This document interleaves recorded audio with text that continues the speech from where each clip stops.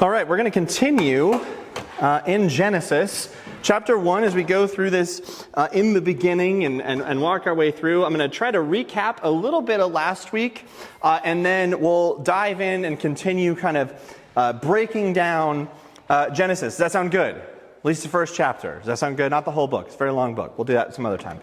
All right, if we simply read Genesis and we see what it says and how it says it, we're going to remember this from last week, that the primary purpose of Genesis is not to teach us scientific fact. Remember this?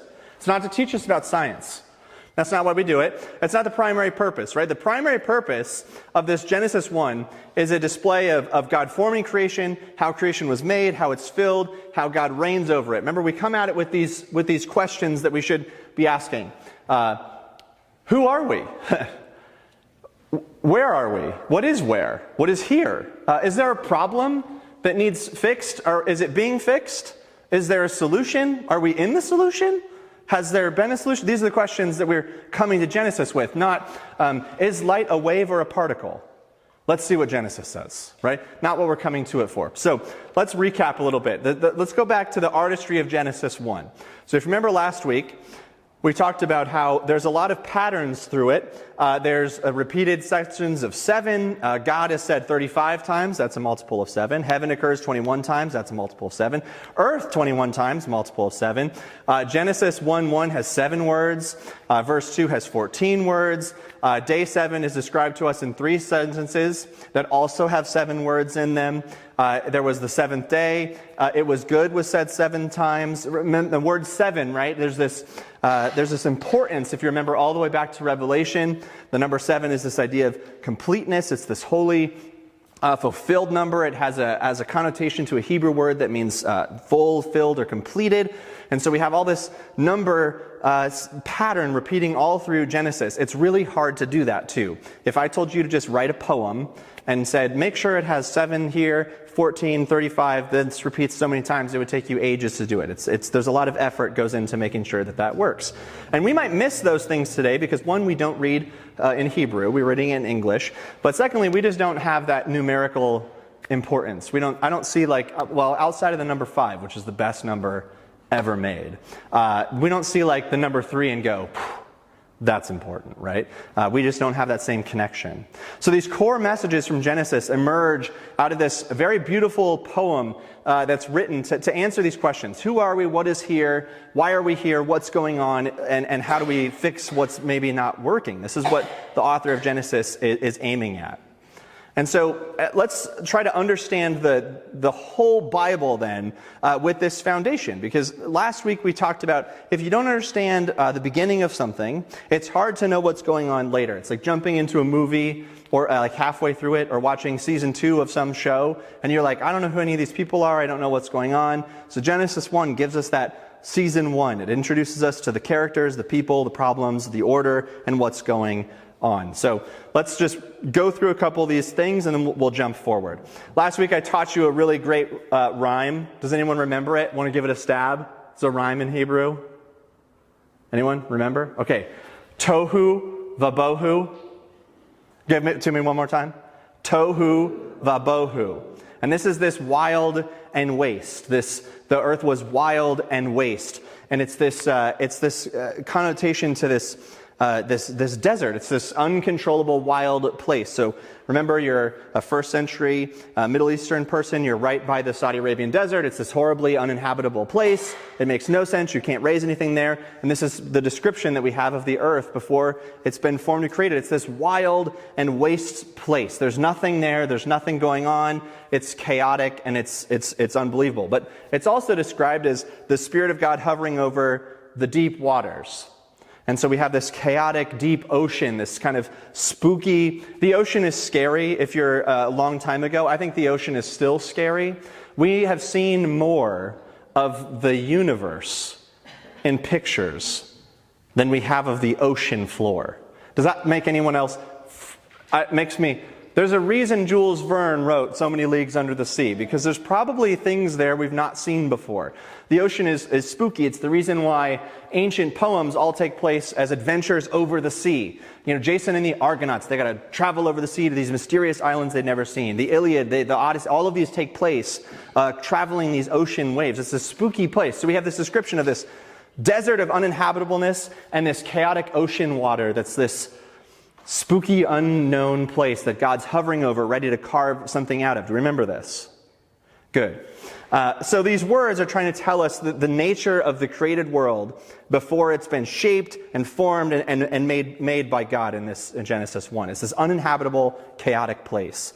And so in the midst of it, we have the Spirit of God, right, hovering over this chaotic waters. And we did this. Remember, you put your hands in front of you and you said this word. Put your hand in front and say, Ruach. Ooh, did you feel it touch your hand? What was it? Your breath. It's the same word, this breath, this spirit. It's the same word in Hebrew. And you get it out of your mouth by doing what? You say ruach. Well, how do you get it out of your mouth? You spoke. And so the first thing in this Genesis order is we have God speaking into it. And so we have this image, God overseeing this chaos. It's part of the world that God wants to carve out chaotic space, wants to carve it into a space that life can flourish, and he does it by becoming present in his Spirit and through his word speaking order out of this chaotic wild wilderness. Does this make sense? Okay, this is where we are. We're setting the stage, and then we're going to keep going forward. We're in a raw world that's wild, but it's going to be ordered in such a way that things can come into existence in it. That's essentially what Genesis 1 is about. Taking this chaotic, remember we had the undulating ball of Jell-O. That's how we pictured a globe, because we have pictures of us in space, but we have this chaotic mess, this deserty deep of nothingness that's going to be carved out and ordered through creation into this garden where humans and creation can flourish. This is the story of Genesis 1. And it's beautifully structured. One more cool, beautiful piece for it. God speaks 10 times in this creation poem. The 10 words. He speaks 10 other times in the next book as well, on top of Mount Sinai. We call them the 10 Commandments. They're not called that in the Bible. They're called the 10 words, which match this 10 spoken words in Genesis. And so we have this act of ordering in creation, and this act of providing law later in Exodus. We have these parallelisms that are being created. So the first thing we did, we talked about God separated the light from the darkness and said it was good. He says 7 times that things are good. And what happens first is we have the first few days are environments being made. Everyone say environments. Perfect. So the first day we have time. So we have light and dark being separated, and then they cycle back and forth. On the second day we get the waters above and the waters below. And on this third day we get land and ordered water. So repeat after me. We get time. Then we get the waters above, waters below. And then we get sea and land. We're going to go through all of these. We're going to get weird first. Everyone say get weird. Good. The universe is really big. Does anyone know that? Really big. Hands up. It's really, really big. And if you want to think of things really weird, it's getting bigger. It's expanding, and we don't know why it's expanding. Did you know that? It's actually getting faster. The more it expands, it's expanding away from us faster. Things are getting farther and farther and farther apart. They have found, there's about 100 billion galaxies. 100 billion galaxies. Weird. Say 100 billion. Good. In each of those galaxies, there's about maybe like another 100 billion stars, like the one that we have that got eclipsed the other day. That's a lot. In our own little pocket of the universe, in our little galaxy, they have found one of the planets inside of here. This is crazy. It is spinning around the star at 67,000 miles per hour. That's fast. At the same time, it's also rotating itself at 1,000 miles per hour. That planet, you're never going to believe it, it's called Earth. That's what we're going 67,000 miles per hour around the sun while spinning 1,000 miles per hour on our axis. It's called Earth. Everyone get your seatbelts on. There's a galaxy nearby, the closest one to us. It's called the Andromeda Galaxy, and it is actually coming towards the Milky Way galaxy at 200,000 miles per hour. That is even faster. It's really far away. We will be long, long, long gone before it is even mildly closer to us. When you get to the bigness of this universe, things get really strange really quickly. We love things that make sense. A plus B equals C. You good? You with that? We like it.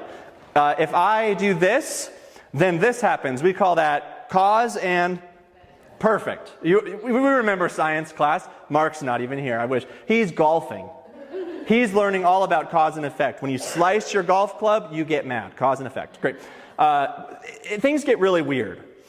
Stars do really strange things. We watch this video. Anyone ever heard of a neutron star before that video? Just me. I'm weird. Oh, and Merritt. Good. They're called neutron stars. They're hyper dense. They're like the most extremely weird thing outside of black holes.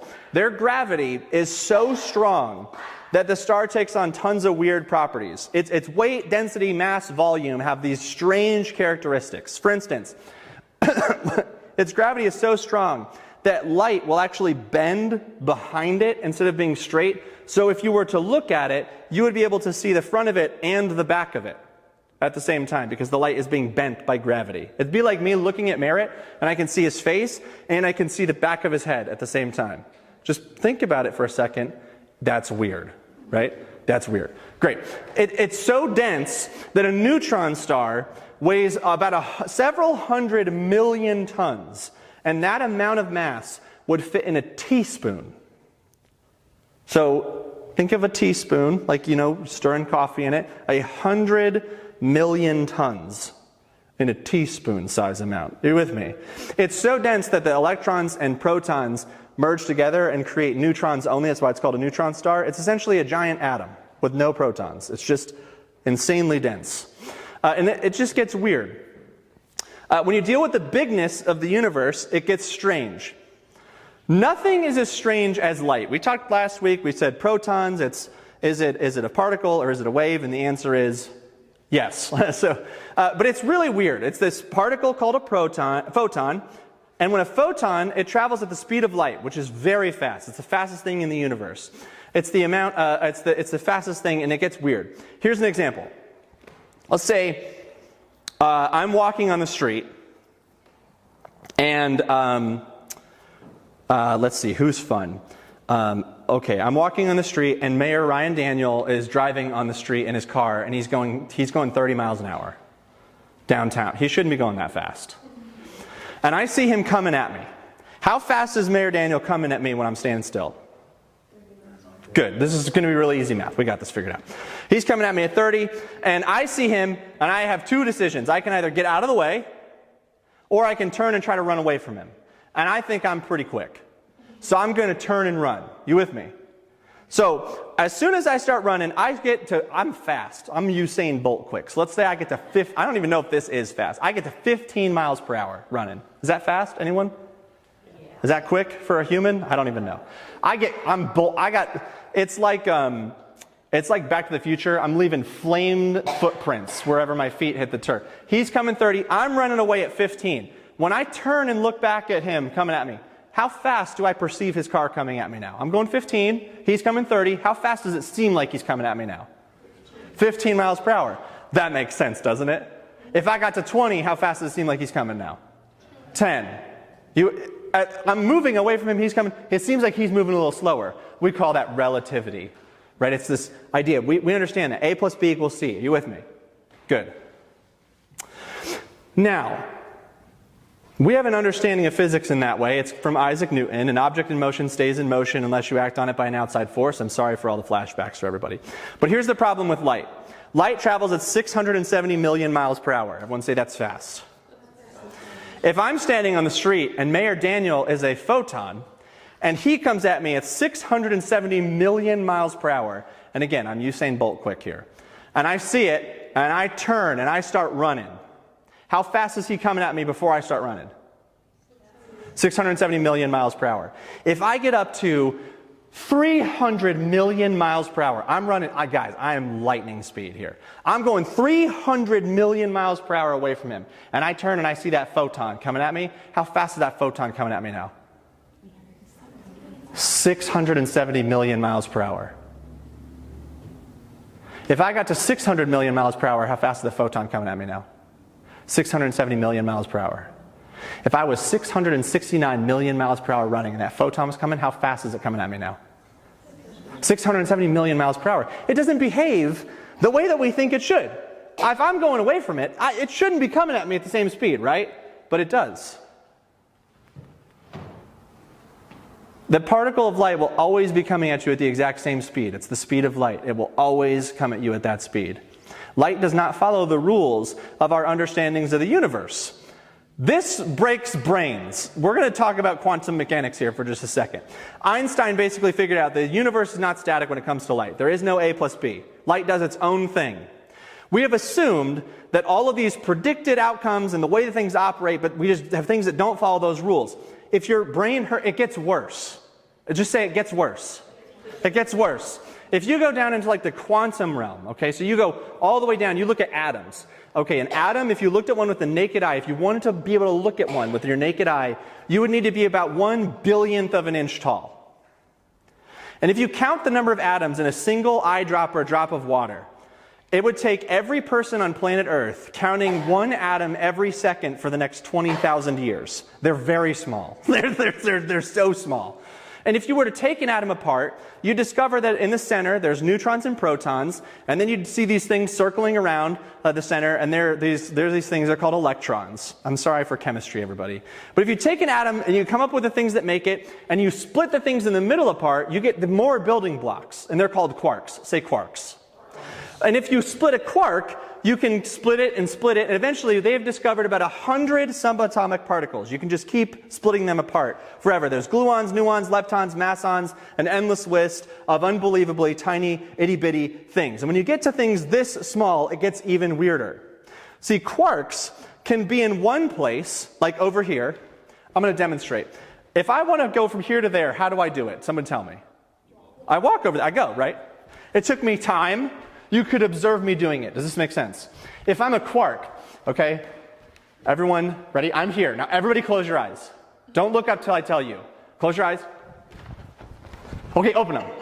Boom! Did you see that? I teleported from one side to the other. This is what quarks can do. You can be in one spot and it can go boom and instantly appear in another spot with no time or travel distance in between. They just go boop, boop. Is that weird? How about this? They have quarks that if one is in, this is a true experiment, one is in England and one was in New York, and they were paired. They were the same. They were paired together. They knew they were the same. And if one was spinning this way and the other one was spinning the same direction, and if they messed with the quark that was in New York and they made it spin the other direction at the exact same time, the one in England changed its spinning direction at the same time. They have ones that they can be in two places at the exact same time. So one quark, and it goes boom, and it's in two spots at the exact same time. It gets weird. Everyone say it gets weird. Simultaneous duality, capable of being in two different places at the exact same time. Our Newtonian understanding, cause and effect, it just takes an absolute beating when you get into the hugeness of the universe and the itty-bitty tininess of the universe. We assume that there's this element of predictability, that the very bedrock, the foundational part of our universe, is that we can understand things. But the problem is that quantum physicists are saying, well, when you get right down to the smallest, tiniest things that make up essentially everything at the core of the universe, it becomes unpredictable. The best thing that quantum physicists can come up with is that the universe at its very core has some sort of energy that's in relationship with energy.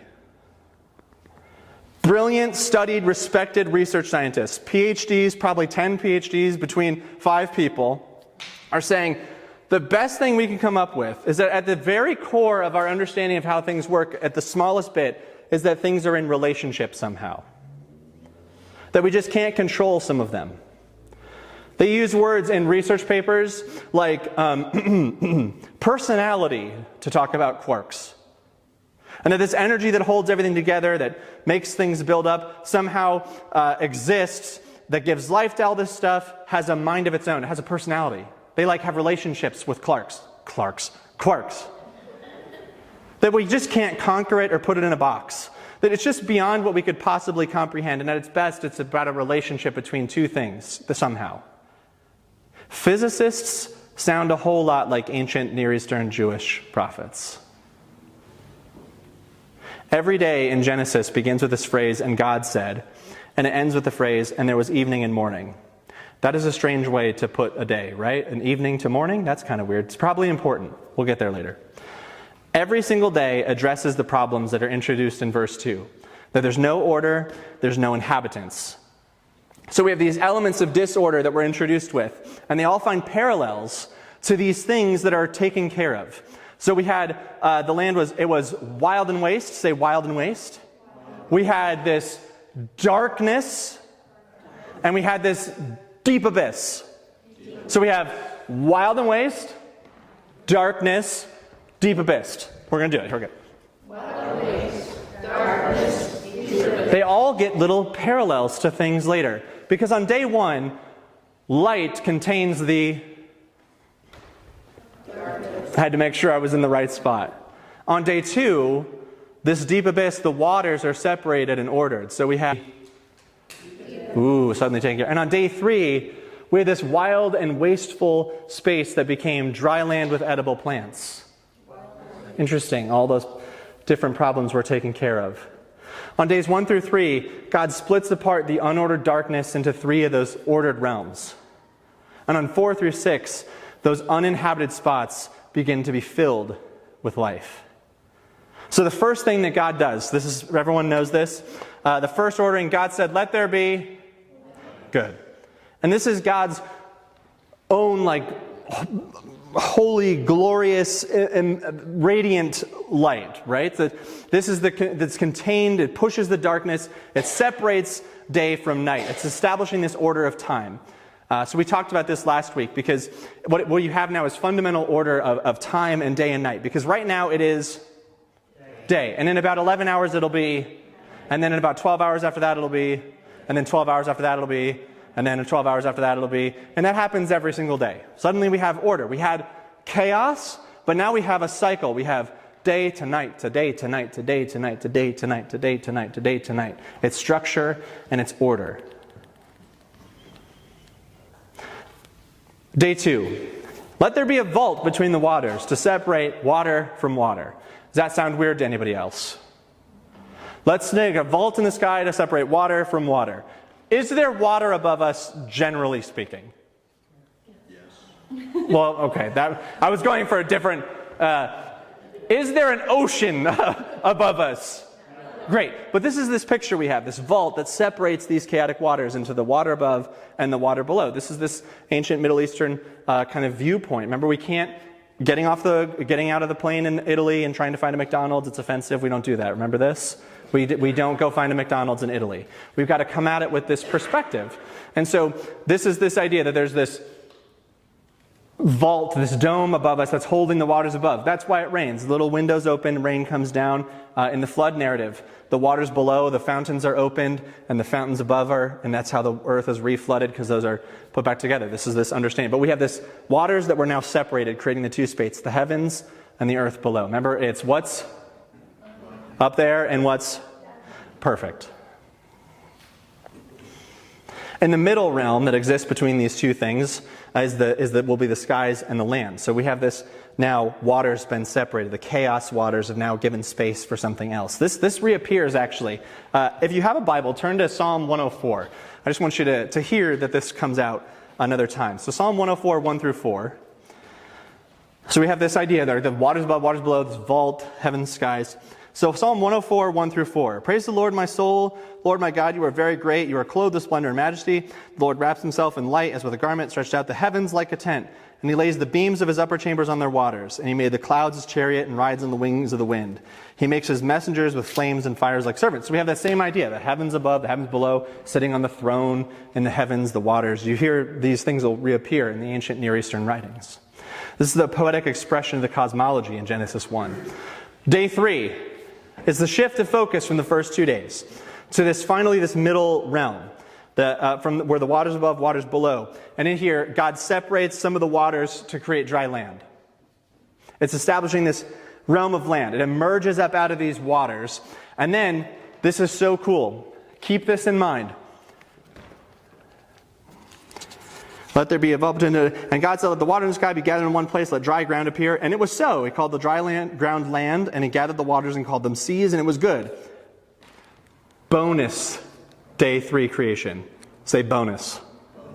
Then God said, let the land produce vegetation, seed-bearing plants and trees on the lands that bear fruit, according to their various kinds. And it was so. The land produced vegetation, plants bearing seeds according to their kind, and trees bearing fruit with seeds according to their kind. And God saw that it was good. Evening, morning, day 3. So on day 1, we get light and dark, confident, good, everybody. On day 2, we get this vault that creates the waters above, waters below. And on day 3, we get land and sea, but we also get vegetation. Bonus creation. That's probably important, right? It's different. If you come across something, you're reading, it's got a pattern going, and suddenly the pattern is broken, it's probably important that that pattern is broken. What does it say was made on that day? Vegetation, but what kinds? What does it say? Read it. Elena? I'm in the Psalms. Oh, she's in Psalm. Ooh, fruit trees. Fruit trees. I bet those are important in the story in a little bit. If you walk away from day 1 through 3 with this robust awareness of the makeup of the cosmos, that divine light creates darkness, it creates the most basic condition, this day and night movement, space for things to flourish. On earth, the land is pushed back the waters and fruit trees begin to emerge. The conflict, right? This is a foundational image of this conflict that underlies the entire story of the Bible. It's every single thing, right? We had darkness, we had chaos waters, this, and we had a wild and wasteful desert. And we have this narrative, right? The waters to darkness is death and enemies, dry land, light, life, refuge. God splits things to create life. God's victory over chaos and evil. We have these setups for what God's going to do through the whole narrative. That the chaos, the dark waters, the darkness will be moved into light, life-giving areas. So we have this setup. The whole thing's been set up for this garden. There's no deciduous trees. There's no fir trees. Doesn't talk about ferns. Because who cares? The author doesn't care. He's telling us everything. If he wanted to tell us everything he could tell us, he would. But he's telling us the things that'll get the story moving along. Because what's made? Fruit trees. Those are important in just a chapter. That'll be important. We get hung up when we see numbers of days and we think, I'm being given, right? Here we go. It's a chronology. It's a physical process. I'm here to learn science of how things came into existence. But that's not the question that's answered here. The question is, do I live in a world that's ordered and created by some beautiful mind? And the answer of Genesis 1 is yes. That's this narrative's purpose. The design of the book is ordered in such a way to help us see the shape that reflects the order of a God that's creating a space for humans to flourish. Right? We're told the earth was raw and beautiful and dangerous, but that we want to carve out a space for humans to exist in. The fundamental impulse of God is making a world that he can share. And that's what we pick up in these first couple days of the Bible, right? This beautiful mind wants to share existence and share life. And so he appoints a particular kind of creature to rule it. They're called humans. And this creature is said to be in God's image. We'll get there in a couple weeks.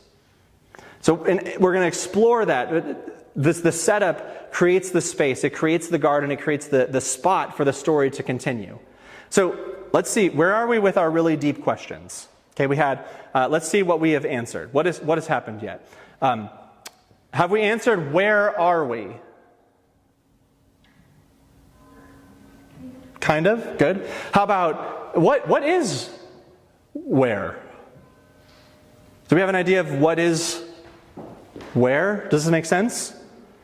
How did those things happen? Do we have an answer for that? How about, have we been made yet? Okay, we'll stop there. Because we don't know how that's filled out yet. But we'll get to those questions. Who are we? Why am I here? What's the problem? Let's pray.